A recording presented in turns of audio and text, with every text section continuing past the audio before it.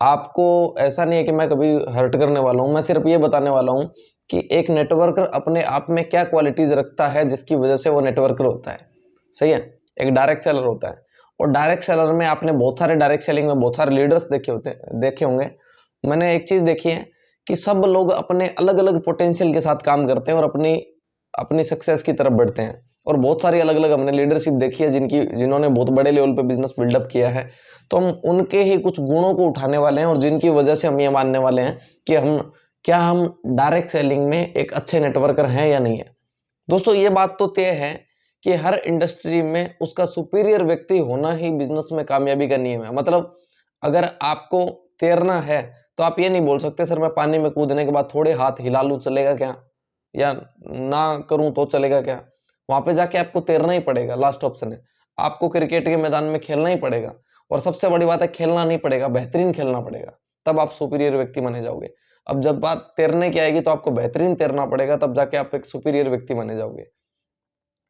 तो बताया जाता है कि हमेशा हर इंडस्ट्री में सुपीरियर लोगों की वैल्यू होती है, बाकी लोगों की वैल्यू नहीं होती। मतलब उस बराबर में आपको उतनी वैल्यूज नहीं मिलती। तो क्या हम सुपीरियर है उसके बराबर में हम कनेक्टिविटी करेंगे आप लोगों से?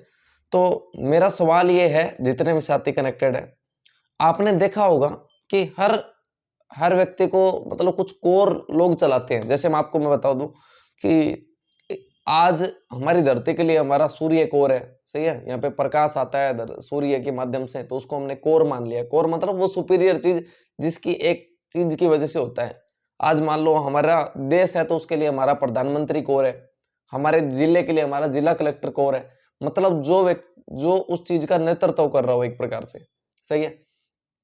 आज कोई बस ड्राइवर है तो उसके लिए वो बस ड्राइवर ही कोर है, क्योंकि बस ड्राइवर की वजह से ही पूरी बस मूव हो रही है।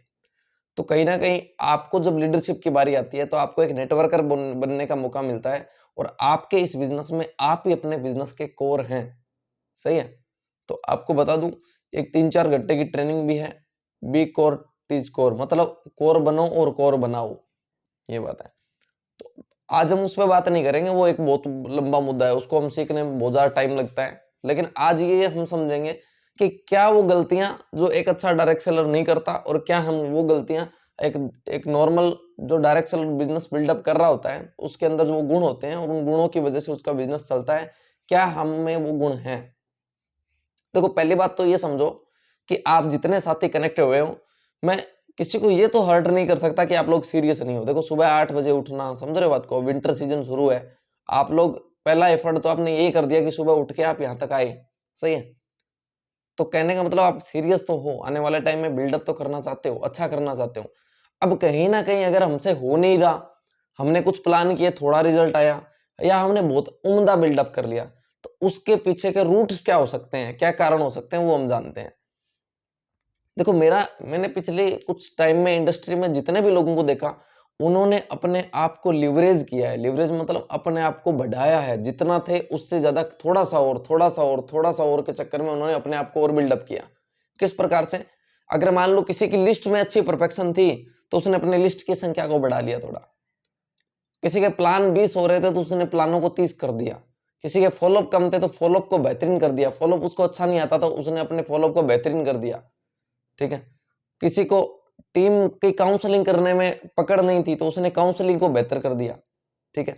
किसी को ट्रेनिंग मीटिंग सेमिनार में जाना अच्छा नहीं लगता तो उसने ट्रेनिंग मीटिंग सेमिनार में जाना शुरू कर दिया, और उस वजह से उन्होंने बिजनेस को बहुत बड़े लेवल पे बिल्डअप किया। 1 मिनट।